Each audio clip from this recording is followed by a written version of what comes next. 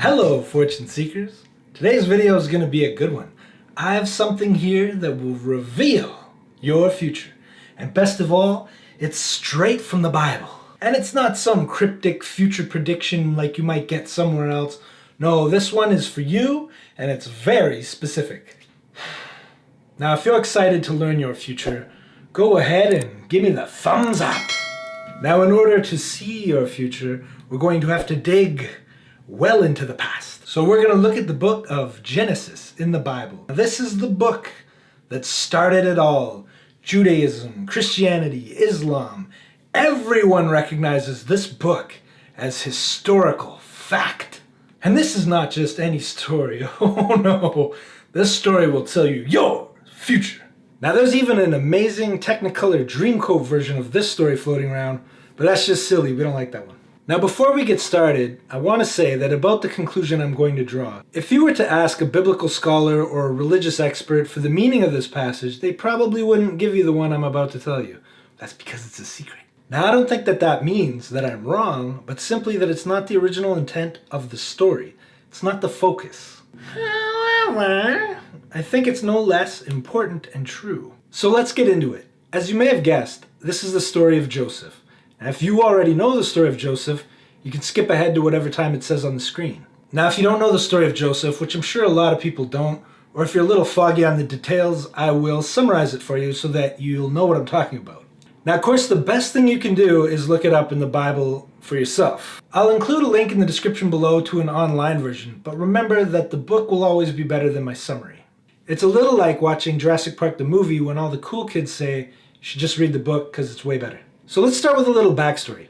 Joseph's father, Jacob, who's also known as Israel, has children with 4 different women. So 10 of Joseph's 11 brothers are half-brothers. So I think that makes what happens a little more understandable. So the story starts with a 17-year-old Joseph in the field, taking care of his father's sheep, and snitching on 4 of his brothers to his dad. So this is before the days of rap music, cocaine, and Tekashi 6ix9ine, but you can assume that snitching on people was still an unpopular way to deal with people behaving badly. So the idea here is that Joseph is a good worker and is taking work seriously, whereas his brothers are less diligent. Now, on top of snitching, Joseph's dad favors him the most because he had him as an old man. And also probably because he had Joseph with the wife that he loved the most. Which is a whole nother big story that we won't get into. So Jacob, Joseph's father, makes him a coat of many colors. So you can imagine that this wouldn't make his brothers like him anymore. And on top of that, Joseph starts having prophetic dreams that he tells everybody about his whole family bowing down and worshiping him. And that seems to make everyone mad, because not everyone wants to hear their future as much as you do. So Joseph's brothers go off to graze the sheep, and Joseph's dad sends him to go check up on them. By this we can see that bringing reports to his father is Joseph's job. So he's wearing a special coat and kind of on the side of the boss instead of on the side of the boys. So Joseph goes down to Shechem looking for his brothers, where they're supposed to be, and eventually ends up in Dothan, presumably where they're not supposed to be. The brothers from a distance see him coming and say, let's just kill this guy. Now, not all the brothers are on board with this plan. Reuben specifically isn't cool with it, so they eventually decide to just sell him into slavery to some Midianites that are going by. Then they take his coat of many colors, cover it in blood, and tell his father that he was eaten by some vicious animal. Meanwhile, Joseph ends up in Egypt, having been sold by his brothers to the Midianites, who then sold him to the Ishmaelites, who then sold him to Potiphar, who was the captain of the Pharaoh's guard. Working for Potiphar, again, Joseph was a diligent worker. It says that the Lord gave him success in everything that he did. Potiphar notices this and puts him in charge of the whole house. And man, things are going good. The only thing that Potiphar has to worry about is what he's going to eat. And that's a quote. Potiphar's wife is a bit of a hypergamous sort.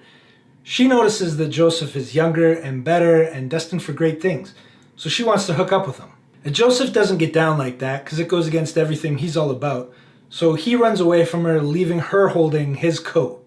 So then, because it's obvious that Joseph doesn't like her and isn't going to be very reciprocal, she ends up telling everyone that he tried to rape her. And therefore, having been accused of rape, Potiphar puts him in prison, where the king's prisoners are confined. This is a pretty nice way for Potiphar to have dealt with the situation, because he probably could have had him put in a worse area of the prison, or even put to death. Now Joseph's in prison, and God makes him well liked by the warden. And as always seems to be the case with Joseph, he he ends up in charge of the whole prison. Now we know from Joseph's character already that he's a hard worker. And the warden doesn't have to worry about anything while he's in there because Joseph's the man. But he's still in prison and nobody wants that. Long prison story short, Joseph's really good at interpreting dreams and ends up interpreting the dreams of two of Pharaoh's prisoners, a baker and a cupbearer. The result of which is that the cupbearer gets his job back and the baker is put to death, just as Joseph said would happen. Bear this in mind, all you who are hoping to have your fortunes told. Though two be in the same place, different trials they may face. A couple of years later, Pharaoh has a troubling dream and the cupbearer says, "Hey man, I know somebody who can help you out." Pharaoh, having found no alternatives among his magicians, brings in Joseph and says, "Hey, here you can interpret dreams." Joseph replies, "I can't do it, but God will give the answer." Then Pharaoh tells Joseph the dream. "I was standing on the Nile River, and then out of the Nile came 7 fat cows, and after them came 7 scrawny cows. And the scrawny cows ate the fat cows. And even after the scrawny cows had eaten the fat cows, they didn't look any better. Then I woke up." So Joseph says the interpretation is that 7 years of abundance are coming throughout all the land of Egypt, followed by 7 years of famine. And the 7 years of famine will be so bad that the 7 years of abundance will be completely forgotten. Because of this, Joseph says they should appoint somebody wise in charge of all the land of Egypt. And they will bring in 1/5 of the harvest during the years of abundance. Then there will be food enough to carry them through the 7 years of famine. So Pharaoh says, "Okay, that's your job," and makes Joseph second in command of all of Egypt. Now the story doesn't end there, but that's where we're going to leave off. So as we can see, Joseph worked hard, gained his father's favor, and was sold into slavery. Joseph again worked hard, gained Potiphar's favor, was made second in command only to Potiphar, and ended up in prison. Joseph, a third time worked hard, gained the warden's favor, was put in charge of the whole prison, could even interpret dreams, and yet remain in prison. Now I think when people read this and they get to the part about Pharaoh, they often interpret Joseph's release from prison to his ability to interpret dreams. And that's most likely because that's the magical part. That's the act of God in the story, and so that's the cool part that we're interested in. Now this is the arcane knowledge, the secret understanding, which although plainly laid out, remains hidden from the great multitude. The ability to interpret the dream did not free Joseph from prison. He was freed from prison to do a job. And that job was to be a wise steward of Egypt's wealth and thereby avoid or lessen the harsh effects of a 7-year famine.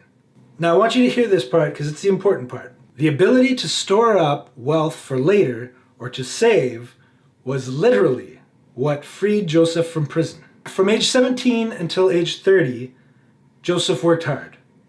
He had God's favor. He had the favor of everyone he worked for. He did well and was promoted, but he was never free. Now here's my prediction for you. Until you learn to save, you too will get nowhere. You can be well liked, you can get promoted, you can work hard, you can even have the favor of the God of Abraham, Isaac, and Jacob. But unless you learn to save, you too will be in bondage. And it doesn't matter how much money you make. I'm sensing that some of you are doctors and lawyers, and you own your own business. But listen. As long as you spend more than you get, you too will be broke. Oh, took a lot out of me. Whew. And look, Joseph died 1400 years before Jesus was born. Jesus would have looked at Joseph as being ancient. The world has changed. Most of us aren't storing grain in silos as Joseph might have done in his day. Saving was a bare minimum for freedom 3,400 years ago. The time has come where saving alone will still leave you broke. Today you need to invest unless you want your money to be eaten by inflation or maybe negative interest rates. In fact, by the time we get to Jesus, not only do the people know that just saving wealth is a bad idea, Jesus actually uses that to explain to the people other more difficult and complicated things. Heavenly things. Maybe I'll make a video about that one day. Now, I don't think this is saying that everybody should be saving 1/5 or 20% of their income. That might not be possible for everyone. This is a pretty specific passage about a specific time and a specific issue. But it does seem clear that saving money will get you out of debt, and that debt is a form of bondage. Facts. Imagine if countries actually had wealth saved for bad times as they did in Joseph's day. Even look at the Roni baloney. No countries seem to have a rainy day fund for that type of calamity. Countries collect taxes, sure, but they spend more than they collect. And doing that incessantly will have a result, and the result will be a loss of freedom. Human existence is the same story on repeat over and over, and it would be a comedy if it wasn't a tragedy. In fact, Italy was one of the countries hardest hit by the Roni because of the population density per square mile, which is more than 5 times that of the US. And because of their aging population, and they have one of the longest life expectancies in the world, they had a lot of older people. And add to that their national debt as a percentage of their gross domestic product is one of the highest of any countries in the world at 134%. That means that their national debt is higher than their gross domestic product. And I foresee that number going up. Whoa, so many futures. And it may be entertaining to sit back and judge a whole country, but for most of us, it's not a very valuable use of our time. So let's instead briefly look at 4 qualities of Joseph. Joseph was just one man, and yet his ability to store wealth saved countless lives.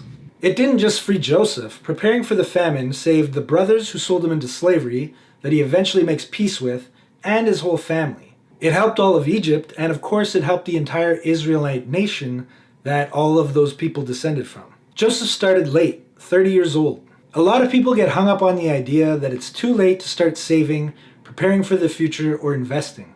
Our ability to differentiate between the past, present, and future is deceptive. The time is always now. Joseph worked hard. At no point did he become discouraged or stop working hard, which would be easy to do, especially after seeing no results 5 years in, 10 years in. There should be more opportunity to save money if you're working hard. Joseph gained the favor of each person in authority over him. Although gaining the favor of someone is a mixture of many attributes, it's hard to ignore somebody who's a good worker. And even when you own your own business, you still have to gain the favor of the people that you serve. While you may one day be free of debt, you will never be free of trying to gain the favor of the people that you serve. Joseph, of course, has many other attributes that fantastic writers have eloquently surveyed, many of which apply to leadership skills, but that, of course, is outside the context of this video. As always, I hope you found this helpful and entertaining, and I foresee that I will see you again next time. Goodbye. If you like what you saw, give me the thumbs up and subscribe. And don't forget what I told you.